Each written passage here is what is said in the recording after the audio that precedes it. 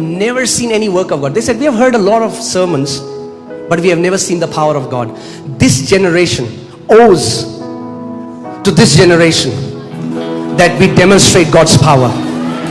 जब हम यूरोप जाते हैं, जवानों से मिलते हैं, वो कहते हैं हमने कथा कहानियां तो बहुत सुनी है, प्रचार तो बड़े सुने हैं, पर परमेश्वर के कामों को होते हुए नहीं दिखा है। लेकिन ये पीढ़ी है जो कर्जदार है अगली पीढ़ी की, कि उनको परमेश्वर की सामर्थ का प्रदर्शन करके दिखाए।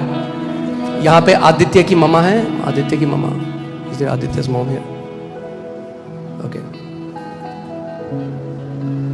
ये फैमिली आई, अपने बच्चे को आदित्य को लेकर आए व्हील चेयर में. He was like a vegetable, paralysed, एक पत्थर की तरह. This family came here, they brought their child who was paralyzed like a vegetable on a wheelchair.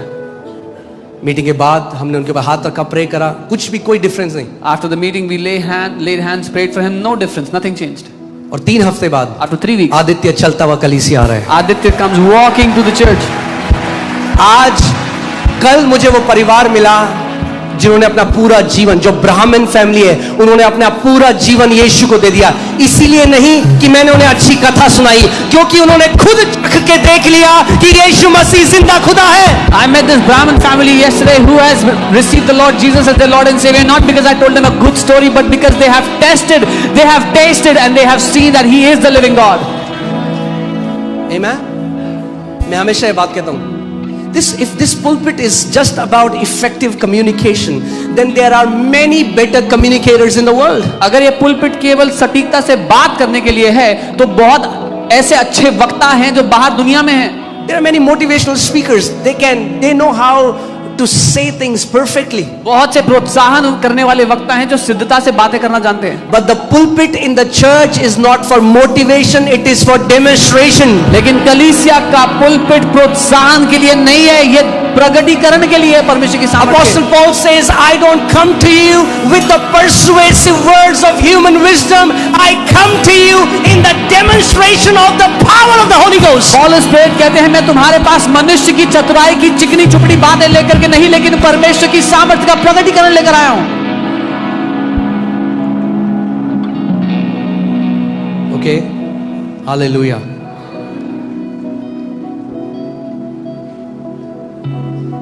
जब जीवित कलीसियाएं खड़ी हो जाएंगी हर एक जगह, ये पूरा देश यीशु के पास आ जाएगा. When living churches will rise up in every nook and corner, this entire nation will come to Jesus. There are people longing. They are saying, show us that there is a true God. We will believe. ऐसे लोग हैं जो कर्रा रहे हैं, चाहत रखते हैं कि दिखाओ हमें कोई जीवित परमेश्वर है तो हम मानेंगे उसको. We are fed up with sermons and stories. हम थक चुके हैं कथा कहानियों से. We are fed up with props and sermons. Show us the raw power of God and we will believe. हम थक चुके हैं बातों से, कहानियों से. हमें परमेश्वर की सामर्थ दिखाओ. Okay?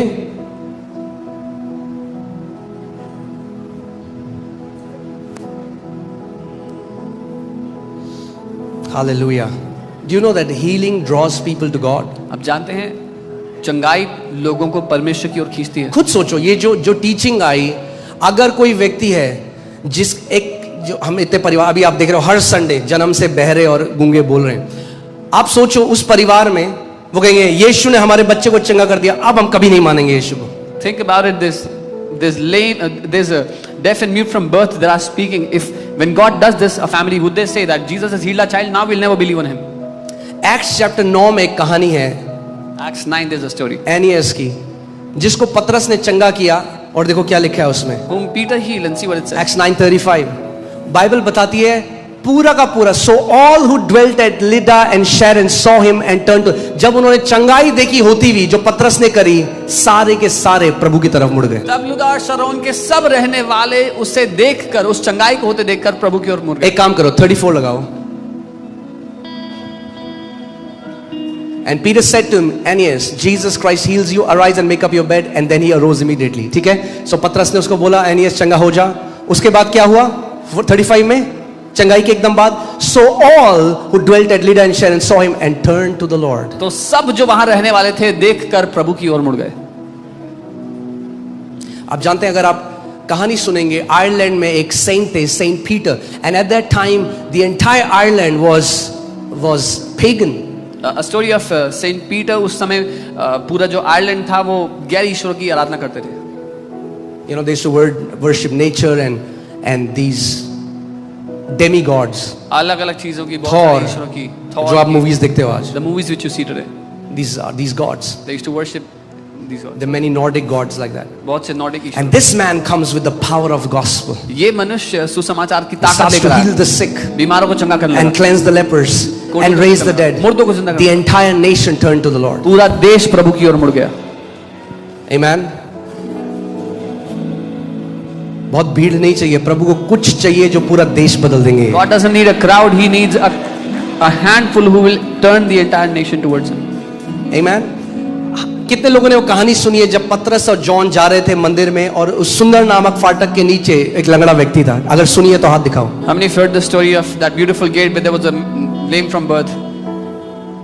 पर आप जानते हो जब वो चंगा हो गया तो क्या हुआ? You know what happened वहां when he के got- रिलीजियस लोग जो थे वो गुस्सा हो गए. The religious people of that place got angry.